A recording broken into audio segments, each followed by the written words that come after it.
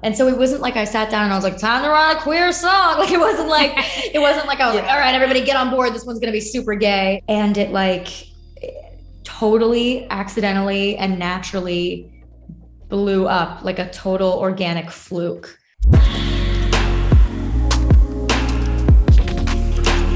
Hey friends, it's your girl, Emily Curl. Today we're hanging out with artist and actress Dove Cameron. Hi Dove, it's so nice to see you again. So nice to see you. It's been a long time.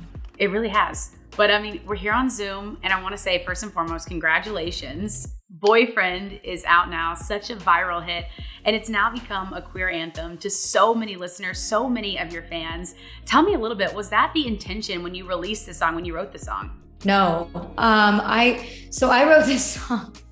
I wrote the song right after my mini tour last year, and I wrote it as a sort of a warm up with my new producer at the time to what we thought was going to be the EP. And we like sat down, knocked it out in like 2 hours to a track that he had sent me while I was in New York that I fell in love with after I was sending him like scenes and magazine clippings and street art and like pictures of, the underside of a rock. Like, it was just like, I was like, you get the vibes, right? Yeah. He was like, I totally get the vibes.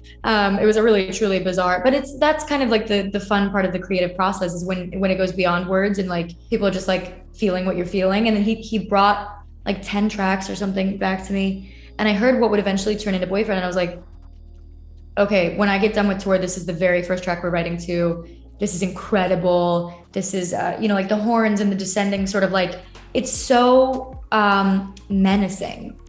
And I grew up in love with, or I guess really like relating to all of the characters. First of all, film was so important to me growing up, but all of the characters that I related to were all of the like really kind of tragic male villains, the ones not at the forefront of the story, the ones who are always very theatrical, very flamboyant, very like, kind of at an intersection between masculine and feminine. Like that was something that I really highly related to. I used to dress up as them. That was something that like, I didn't see myself in the female protagonist or the male protagonist. I was like, that's me. So when Evan sent me that track, I was like, this is what I would put if I was the head of soundtrack, this is what I would put behind that character.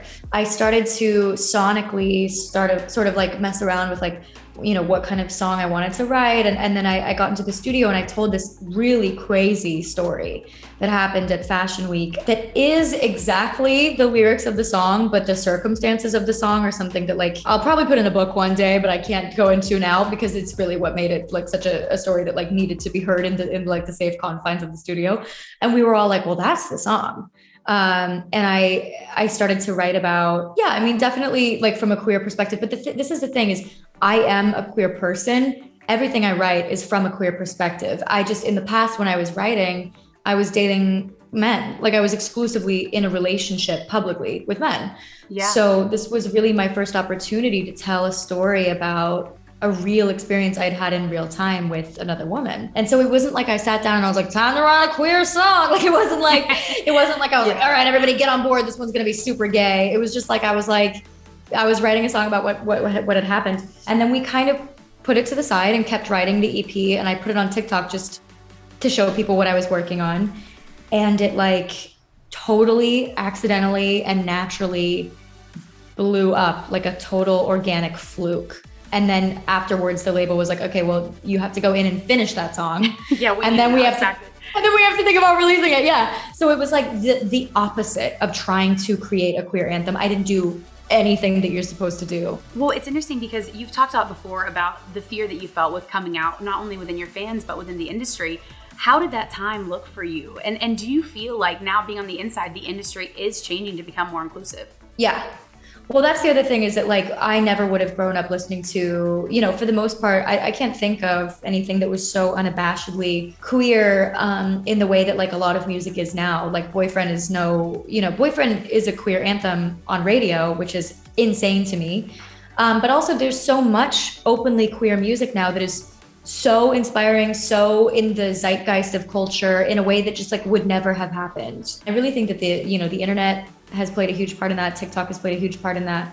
And even just like the introspection that has happened in the last couple of years with everybody kind of slowing down and taking stock of who they are and being like, oh, wait a minute, I've been doing this backwards. Like that was kind of part of what happened with me was I was like, okay, I came out in like a kind of it was like a long story as to how I came out, but I've always known who I was. So it wasn't like scary because I was afraid of, my own truth. And it wasn't even that I thought I wouldn't really be accepted, which is its own, privileged perspective. It was more so like I wasn't ready to speak on it in a way that I knew people were going to want to speak on it. It's like you're on television and suddenly overnight you become a role model for anybody who feels affinity for you, which is kind of a beautiful thing. But also when you're 15, it's a lot. I didn't know what I was doing. Like I had no idea what I was doing. Right. I was the least reliable narrator for people to be like, what are we doing? I was like, I'm not the captain of this ship. Like I was like, I delegate to anyone else. And now I feel really good about writing from the perspective of the fullness of who I am, because I actually feel that I can speak on it and I have something to say, rather than like before it wouldn't have happened in the same way because I didn't know myself. I wasn't as full of a human as I am now. Right. And you mentioned being inspired by other queer artists. Who comes to mind for you? I mean, definitely, I think like Lil Nas X is a queer icon in the sense that like, I think about Lil Nas and I think about the kind of unabashed, like the way that he inhabits the world in this sort of like, I am who I am. And also like, I'm going to be that loudly. And like, he's been so confidently, almost like humorously beating the drum of who he is. So like, and that's why it works. Like the way that he is so expressed in not just his sexuality, because that's only a small facet of who somebody is, but like the fullness of who he is, I think is what makes him such a queer icon. It's like this, like, things that just inspire me to be more expressed in like whatever my brain children are, that I'm like, no, I can't do that. Like he's doing everything that he wants, from my perception, he's doing everything he wants to do. That's incredibly inspiring to me. And then also, there's loads of people that don't like wear their queerness on their sleeve, but who are queer, like I love K-Flay. I've been working with K-Flay quite a lot and she's one of my good friends now. And like, she inspires me like crazy. Obviously Fletcher inspires me like crazy. Yeah. There's so many incredible queer artists that are really like creating for mainstream now in this way that just wouldn't have been possible not that long ago. So it's really exciting. It's so exciting, and we're so excited to see more from you. 2022, some of your fans know you from your acting roles, but I feel like this is your year for music. Do you feel like that too? And what else can we expect from this year?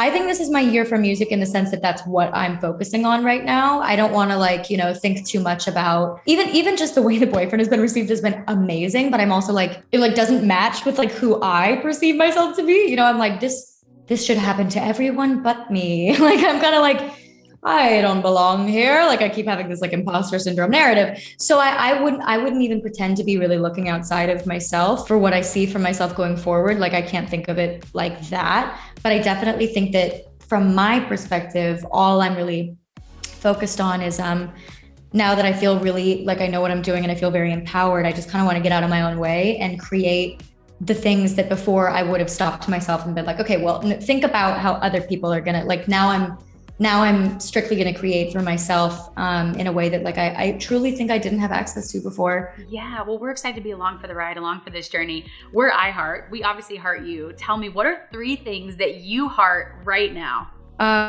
Well, first thing that comes to my mind is I heart my fans. That's like the very first thing that like, that's the very first thing that comes to mind. Obviously, I feel so close to my fans, especially right now. I heart my mother, because she has been so supportive throughout this whole thing when I've been like trying to be a real human in this very busy juncture. And I heart meditation and self-care. Definitely like self-love and like that. Like I always try to encourage, anybody who is watching this interview, like to be valuing yourself above all things. Because if you feel you're well, you'll be able to do everything better, love everyone more, be a more whole human being. When do you meditate? Every morning, every night? Yeah, every night. Yeah, it was something so difficult for me at first, and now it's like if I don't do it, I really notice. Thank you so much again for being here and for your time. Congratulations on Boyfriend, and we're excited to see everything that's going to come this year. And hopefully next time we see you, it's in real life, in person, and we can actually do something like this again. Absolutely. It's so lovely to speak to you again, and thank you for taking your time, and I hope you have a great night. Thanks for checking out our interview with Dove Cameron. Make sure you stream her new single, Boyfriend, that's out now on iHeartRadio, and we'll see you next time. Hey guys, thanks so much for watching. Did you like that video? You can check out more over here. And don't forget to subscribe to iHeart right here. And if you're already a longtime fan, make sure you ring the bell down below so you don't miss a single video. Bye guys.